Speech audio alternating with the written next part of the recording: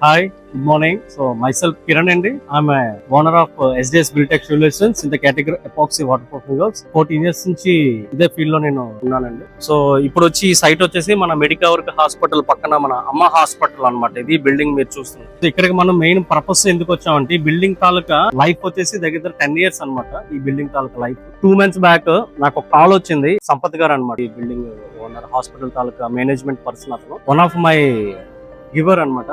ఉదయ్ దూబే గారు, ఇతను civil engineer Uday Dubey అని అతను. నా నెంబర్ ఇవ్వడం జరిగింది అనమాట ఇతనికి. సో పిలిచారు, మొత్తం బిల్డింగ్ తాలూకా అంతా కూడా నాకు వాటర్ ప్రూఫింగ్ సర్వీస్ రిక్వైర్మెంట్ ఉందని మనల్ని అడిగారు. సో రిక్వైర్మెంట్ అయిన తర్వాత మనం వాట్ స్టెప్ బై స్టెప్ అంతా కూడా మనం క్లియర్ చేసాం.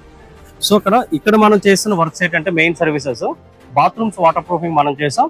అలాగే బిల్డింగ్ తాలూకా 4 వైపులో కూడా మనం వాల్ క్రాక్స్ రిపేర్ అనేది కూడా మనం చేసామండి.